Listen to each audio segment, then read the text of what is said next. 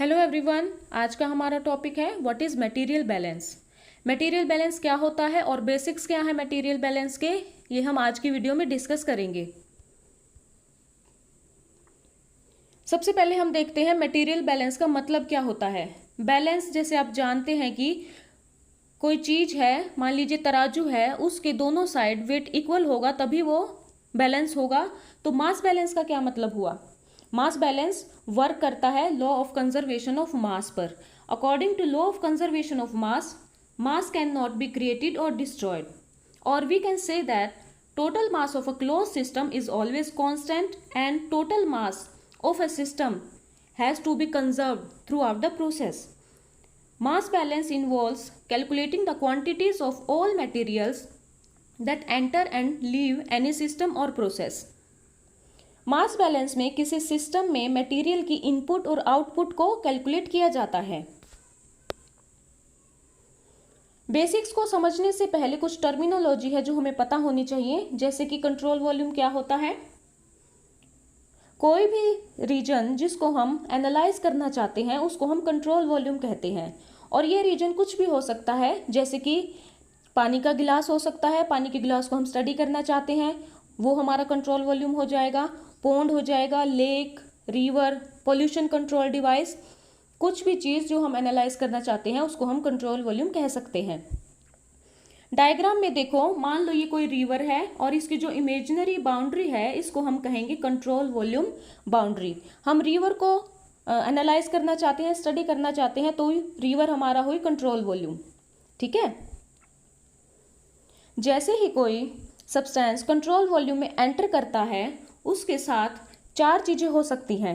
First is कुछ portion है उस सब्सटेंस का ऐसे बिना चेंज हुए, दैट इज अनचेंज्ड, सिस्टम को लीव कर सकता है। सेकंड थिंग इज कुछ पोर्शन है जो सब्सटेंस का वो सिस्टम या फिर रीजन में एक्यूमुलेट हो जाएगा। एंड थर्ड थिंग इज कुछ पोर्शन किसी दूसरे सब्सटेंस में कन्वर्ट हो जाएगा। और ऐसा भी हो सकता है कि ज़्यादा सब्सटेंस प्रोड्यूस हो जाए। कन्वर्जन और प्रोडक्शन प्रोसेसेस को सिंगल टर्म से डिनोट किया जाता है जिसको हम रिएक्शंस कहते हैं। रिएक्शंस में डीके एंड जनरेशन, ये दो टर्म हम काउंट करते हैं। तो डायग्राम के अकॉर्डिंग हम मास बैलेंस इक्वेशन लिख सकते हैं, that is accumulation is equal to input minus output plus generation minus consumption. अब इनपुट क्या होती है? Material entering the system. कोई भी चीज़ जो सिस्टम में एंटर करती है वो हमारा इनपुट है। Output material leaving the system. Accumulation material staying back into the system. जो चीज़ सिस्टम में रह जाती है, एक्यूमुलेट कर जाती है, उसको हम कहते हैं accumulation. Next is generation, new material that is formed in the system. जो न्यू मटेरियल फॉर्म होगा रिएक्शंस के थ्रू उसको हम कहेंगे जनरेशन। नेक्स्ट इज कंजप्शन, जो मटेरियल सिस्टम की प्रोसेसिंग में रिएक्शंस में कंज्यूम हो गया वो उसको कहेंगे हम कंजप्शन। नेक्स्ट है हमारे पास what are different types of systems. We all know we have three types of systems, open system, close system and isolated system. Open system में क्या होता है? मास और एनर्जी का ट्रांसफर हो सकता है। क्लोज सिस्टम में मास का ट्रांसफर नहीं हो सकता बट एनर्जी ट्रांसफर हो सकता है। आइसोलेटेड सिस्टम में ना तो मास का ट्रांसफर हो सकता है और ना ही एनर्जी का ट्रांसफर होता है। अब हम बात करेंगे जो केमिकल प्रोसेसेस हैं वो हमारे पास कितने टाइप के हैं। We have three types, batch system, continuous process and semi batch process. तो बैच प्रोसेस क्या होता है? Process is being fed once, ऐसा प्रोसेस जिसमें जो रॉ मटेरियल है वो एक बार डाला जाता है, फिर टाइम के साथ सिस्टम में रिएक्शंस होती हैं और लास्ट में प्रोडक्ट्स को रिमूव कर लिया जाता है। And this is applicable for small scale production. The material balance for batch process can be written as input is equal to output because there is no accumulation of mass throughout the process. इसलिए हम कह सकते हैं कि जो input है हमारी वो ऐसे की ऐसे आउटपुट के रूप में हमें मिल जाएगी। Next is semi batch process. All quantities of one reactant is initially put in the reactor. कोई एक रिएक्टेंट है उसकी पूरी क्वांटिटी को एक बार डाल दिया जाता है रिएक्टर में, और जो बाकी के रिएक्टेंट्स हैं उनको कॉन्टिन्यूसली फेड किया जाता है रिएक्टर में as a input. This type of process either has an input और आउटपुट इस टाइप के प्रोसेसेस में या तो इनपुट होती है या फिर आउटपुट होती है। तो हम कह सकते हैं कि ये जो सिस्टम है सेमी बैच प्रोसेस, ये एक अनस्टेडी स्टेट का सिस्टम है। Next we have continuous process और फ्लो प्रोसेस। जैसे कि आपको नाम से पता लग रहा है कि इनपुट और output through out the process चलते रहते हैं, और ये दो टाइप्स के हैं हमारे पास, steady state process and unsteady state process. Steady state process में क्या होता है, जो ऑल ऑपरेटिंग कंडीशंस, मान लीजिए कि ये जो वेरिएबल्स हैं temperature, pressure, volume, composition etcetera, इनको हम कांस्टेंट रखते हैं, हम चेंज नहीं करते, जिस वजह से no accumulation of mass taking place throughout the process. तो हम कह सकते हैं कि input is equal to output. और अनस्टेडी स्टेट में क्या होता है, ये जो वेरिएबल्स होते हैं ये चेंज होते रहते हैं टाइम के साथ, हम इनको कांस्टेंट नहीं रख सकते। यहाँ पर क्या होता है कि जो सब्सटेंस है वो सिस्टम में एक्यूमुलेट कर जाता है, तो हम कह सकते हैं इक्वेशन क्या बनेगी इसकी, accumulation is equal to input minus output. Next है हमारे पास what are different forms of balance equations. We have two balance equations, first is differential balance and second is integral balance. Differential balance में हम क्या देखते हैं कि balances that indicate what is happening in a system at an instant of time. किसी एक moment पर, किसी इंस्टेंट टाइम पर, किसी प्रोसेस में, सिस्टम में क्या हो रहा है, ये हम डिफरेंशियल बैलेंस से निकालते हैं। These are expressed as rates, that is rate of output, rate of input, rate of generation, etc. And it is applicable for continuous processes. Next है हमारे पास integral balance that describe what happens between two instants of time. Two instants of time, that is मान लीजिए initially आप time को कहेंगे 0, t is equal to 0, and थोड़ा time बीतने के बाद मान लीजिए टाइम हमारा हो गया है t1, तो t इज इक्वल टू 0 से लेकर t is equal to t1 तक जो हमारा सब्सटेंस है उसकी अमाउंट में क्या क्या चेंजेस आए हैं, सिस्टम में क्या रिएक्शंस हुई हैं, क्या चेंज आया है, ये हम इंटीग्रल बैलेंसेस के थ्रू निकालते हैं। And it is applicable for batch processes. Balance equation is expressed as amounts, that is molar और मास। जैसे कि हमने बात की कि दो टाइम्स के बीच में किसी सब्सटेंस के अमाउंट के बीच में, मास के बीच में क्या क्या चेंजेस आए हैं, ये हम इंटीग्रल बैलेंस से निकालते हैं। अब हम बात करेंगे स्टेडी स्टेट कंजर्वेटिव सिस्टम की। As we know, for steady state all variables are kept constant, no accumulation of mass taking place throughout the process, and जैसा कि नाम से पता लग रहा है कि कंजर्वेटिव सिस्टम है, मीन्स जो सब्सटेंसेस हैं वो कंजर्व हैं। तो हम कह सकते हैं कि input rate is equal to output. ना तो इसमें एक्यूमुलेशन हो रहा है और ना ही रिएक्शन रेट भी हमारे पास 0 है, इसलिए हम क्या कहेंगे, इनपुट रेट जो है वो आउटपुट रेट के इक्वल है। यहाँ डायग्राम में देखिए कि मान लीजिए ये कोई लेक है और ये है हमारा स्टेडी स्टेट कंजर्वेटिव सिस्टम के लिए हम इसको स्टडी कर रहे हैं। तो एक्यूमुलेशन भी 0 है इसमें और रिएक्शन रेट भी 0 है।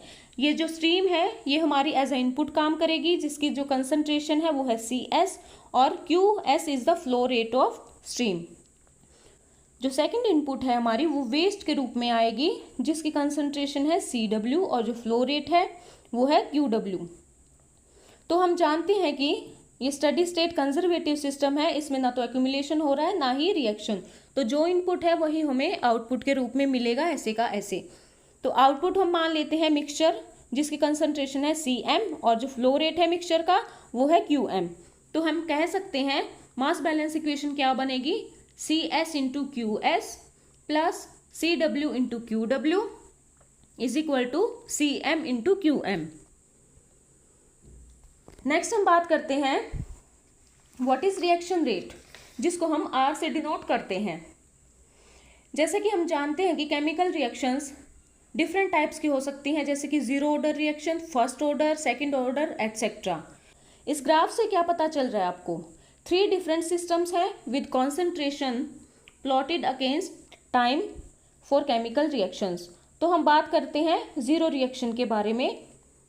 If we look at the decay rate, the rate of reaction is independent of the concentration. 0 order reaction में जो रेट ऑफ रिएक्शन है वो कंसंट्रेशन पर डिपेंड नहीं करता, तो हम कह सकते हैं कि R is equal to -K।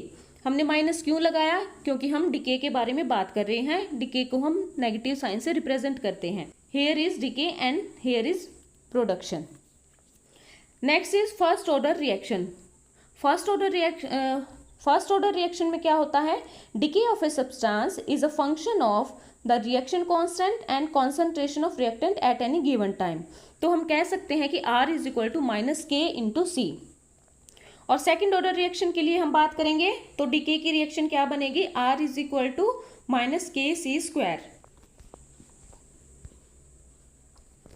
Next we have batch system with non conservative pollutants. हमने कंजर्वेटिव पोल्यूटेंट्स के बारे में बात की थी अभी, जिसमें कि input is equal to output था। अब हम बात करेंगे नॉन कंजर्वेटिव सिस्टम की। Simplest system with non conservative pollutants is the batch system. Batch system में क्या पड़ा था? जो रॉ मटेरियल है वो एक बार फेड किया जाता है रिएक्टर में, वहां पर ना तो एक्यूमुलेशन होती है, इसलिए input is equal to output. Contaminants in the reactor undergo chemical biological reactions fast enough that they can be treated as non conservative substances. Batch reactor में कंटेंट्स होमोजीनियसली डिस्ट्रीब्यूटेड होते हैं, जिसको हम कंप्लीटली मिक्स्ड बैच रिएक्टर कहते हैं। यहाँ पर accumulation होती है सब्सटेंस की, तो हम रिएक्शन क्या लिखेंगे?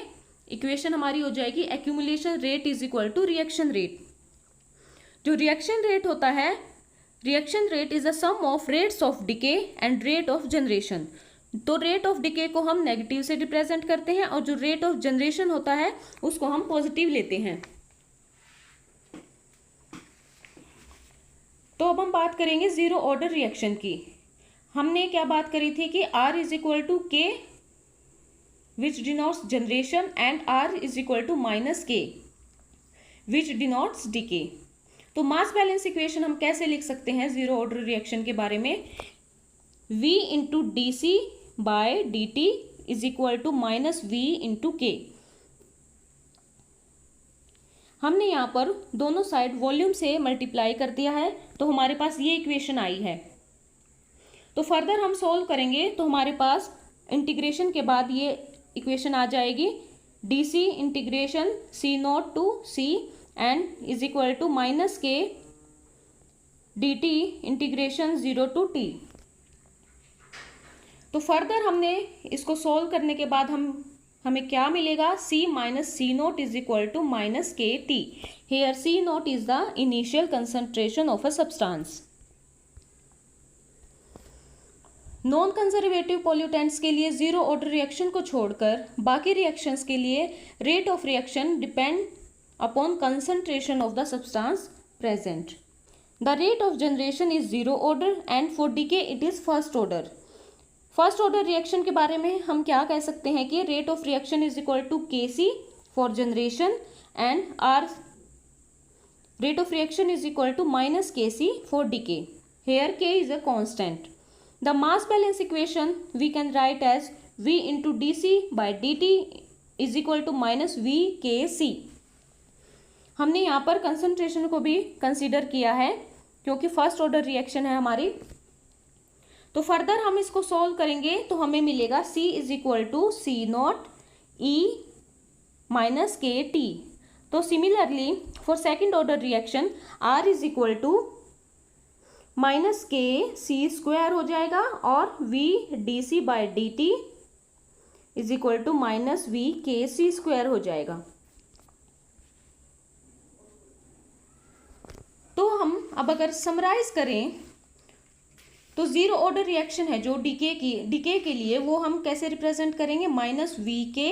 Zero order reaction for generation is equal to V k and first order के लिए है डीके के लिए हम बात करेंगे माइनस V के सी। फर्स्ट ऑर्डर जो जनरेशन रिएक्शन है वो होगी हमारी V के C. Now we have applications of mass balance.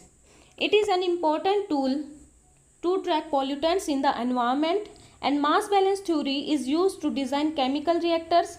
Mass balance helps to model pollution dispersion and it is used to predict oxygen balance in streams and rivers.